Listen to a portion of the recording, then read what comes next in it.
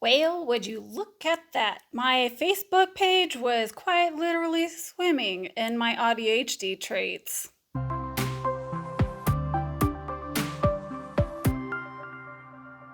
Many of you have asked me for more ADHD content, so I'm trying to find unique angles to talk about this rarely discussed comorbidity, and today I'm bringing that to you in the form of retrospect and hindsight. Many of us have looked back at the breadcrumb trails of our lives post-diagnosis and have found lots of the missed signs of autism or ADHD. And man, do I have a funny story to share with you guys about one instance of this slapping me so hard in the face I saw stars. I was making dinner one night and checking my Facebook page because, hello ADHD, when I happened to reread the bio in my profile. I don't know if it's really a bio. Like, what exactly are we supposed to put in that spot? Like, is this where we talk about our hobbies, or is it supposed to be like a miniature resume? Anyway, that's not the point. I've had this bio or tagline or whatever you want to call it up there since I started my profile in like 2009. It's just been an inherent part of my page for so long, it's not something I paid attention to. I mean, who goes back and rereads stuff like that? But for some reason, it jumped out to me on this particular day, and I realized I could literally break down line by line how it was littered with ADHD contradictions, and I somehow just hadn't noticed it before. Before we jump into it, it's important for me to point out that this predates my ADHD diagnosis by at least 2 years, and it definitely predates my autism diagnosis by over a decade. So this wasn't something I typed up to fall in line with my diagnosis after the fact. But let me tell you how I almost laughed and cried at the same time rereading this after my diagnosis. It reads like this: Entrepreneur, risk taker that colors inside the lines, hilarious introvert, shy, skeptical, one-liner. Let's tweak the ADHD out of this bad boy. It starts out with entrepreneur. Yeah, it's just one word, but this is something that is more common in the neurodiversity community, so let's explore it. According to an article in Small Business Economics, a self-reported study showed that 29% of entrepreneurs had ADHD. It also says that those with what was formerly known as Asperger's have a higher likelihood of business startup as well. There's a good chance that many of you listening to this video right now have or currently are engaged in your own entrepreneurial endeavors. Remember, this doesn't mean you're a big tech giant in Silicon Valley. This could easily be something like selling jewelry on Etsy or rocks when you were like 6 or 7 years old. Anyway, many neurodivergents might do this because we're hopeful to support ourselves with our own endeavors due to the fact that we struggle so much in the conventional workplace. And for those who do start their own businesses, the comorbidity of ADHD and autism can complement each other nicely. You're willing to take on risks, and your organization and attention to details are great for moving your business forward. However, as you can imagine, they can have negative outcomes as well. Social deficits can make networking and self-promotion difficult. It can make management and leadership roles taxing, and executive dysfunction can present a whole myriad of struggles with things like focus, time management, and prioritization. To be frank, Who is Frank? I feel like this topic deserves its own video, so I'm not going to dive too deep into this subject here, but let's just say I've been an entrepreneur since I was in the first grade, and no, that's not an exaggeration. So stay tuned if you'd like to see a future video on not only all of my different businesses, but neurodiversity and entrepreneurship in general. The next line reads, risk taker that colors inside the lines. Contradiction? I'd like to introduce you to irony. I am so glad I could have both of you here in the same room like this. I feel like this one is pretty on point for being ADHD if I do say so myself, and I do say so myself. You're listening to me say so myself right now because ADHD traits can make people open to taking risks, pushing the boundaries of social norms, and breaking rules and even laws if they feel they're morally unjust. Yet, our autistic traits mean many of us color inside the lines on most other things at the same time. Well, I'm by no means perfect and have made a crap ton of mistakes in my lifetime. I am less likely to bend rules even when no one is watching. I return carts to the grocery store, pick up litter if someone in front of me drops trash, and will return to the grocery store to pay for items if I accidentally walked out without paying for them. And I'm not even trying to brag about some superior sense of morality, although morality does play a role in it.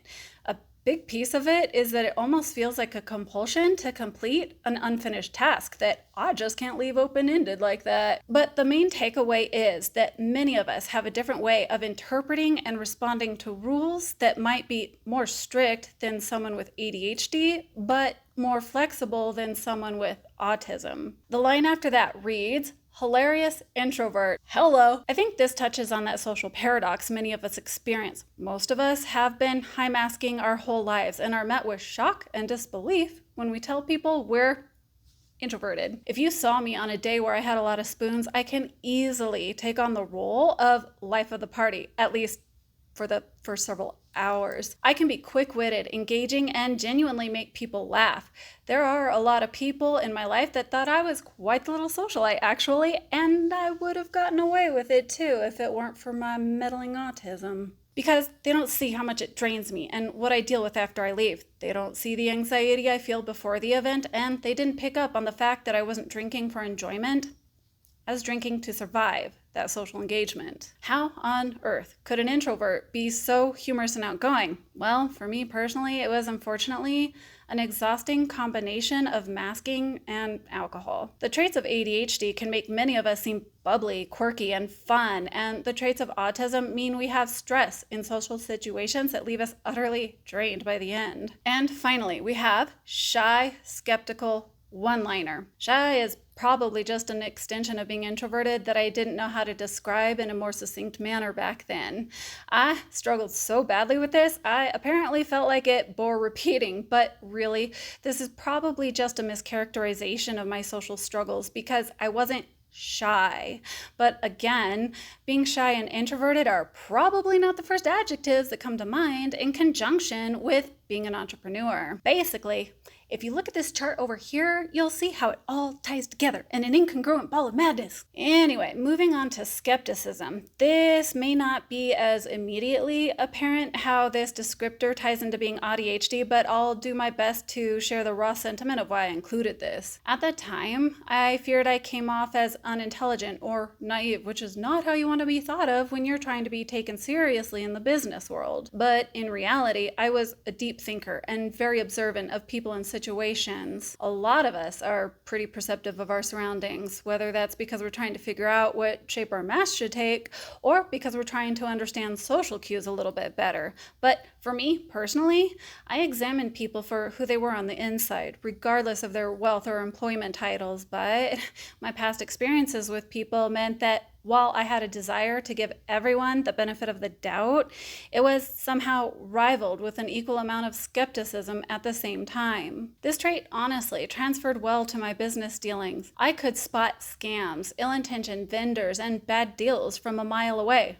But you may not have been able to tell just by meeting me, because my attempt at blending into social culture sometimes made me look like a naive pushover. So I felt like this word was my attempt to paint my naivete as fake news. Neurodivergence might actually have a lot of reasons to be skeptical based on past experiences, but as someone who just wanted to be taken seriously as an entrepreneur, I know this was mine. And finally, we have one-liner. This part was unknowingly a huge nod to my repetitive scripting as well as my social struggles. I used to respond to conversations in a non-contextual manner that wasn't pre-planned, but were things I could insert into a conversation at a moment's notice. As I stated in a previous video, my dad was really bad at scripting in this way, and this time I'm gonna bestow upon y'all a specific example so that you can truly understand what I mean by this. Story time. My dad liked to share a story about one of the first dates him and my mom ever went on. They were at a seafood restaurant and had ordered lobster, and apparently the hot butter that they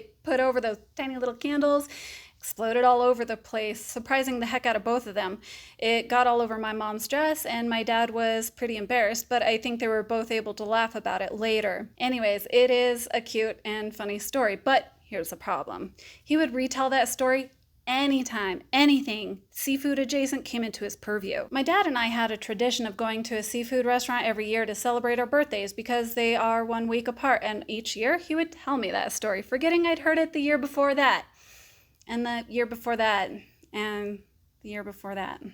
He would then tell the waiters that same story, and they would try to smile politely even though they had a ton of other tables to attend to. He would tell that story if we passed by lobsters in the grocery store. If we were at a regular restaurant that just so happened to have a surf and turf menu, he would tell that story. My son had a toy crab Stuffy when he was younger that Grandpa saw, and look, I don't want to spoil the outcome for anybody, but he would indeed retell the exploding butter story. Basically, it was like his mind had polished this memory, placed it in epoxy resin to preserve it forever, and placed it in a readily accessible shelf in his memory warehouse.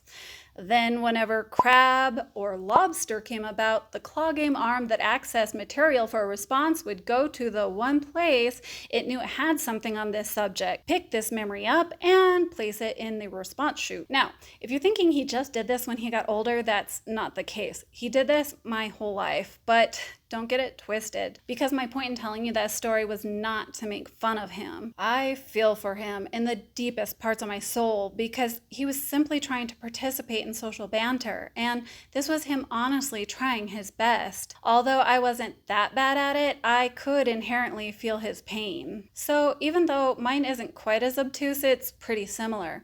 I, too, have a claw game arm in my brain that has a limited selection of items on the shelf it can retrieve from to participate in social conversations. So I describe that as being a one-liner. And all of this kind of ties into that hilarious introvert section because my canned responses were entertaining the first time. I have gotten better at having natural conversations within the past decade or so, but these repetitive one-liners still rear their ugly heads quite often, and my poor husband deserves a gold medal for his patience with it. So that just about sums it up. I'm an entrepreneur. I'm a risk taker that also colors inside the lines. I can be hilarious, but I'm actually an introvert. I come off as shy. I can be skeptical and a one-liner because I have both autism and ADHD. I inherently knew and felt these things about myself years before my diagnosis, and now I can safely file this mess into my ADHD folder. So I'll wrap it up there. I hope you enjoyed this nuanced take on the subject of ADHD, and if you've had any similar senses of confusion prior to discovering you were on the spectrum, I'd love to hear from you. Oh, and if you could like this video, I'd really appreciate it. I plan to send personalized handwritten invisible thank you letters to the first 100 people that like this video. No need to give me your address. The invisible post office already has it. Just don't try to come to me saying you didn't get one if you are one of the first 100 people that like this video, because I would just say, prove it. Bye for now. Mwah.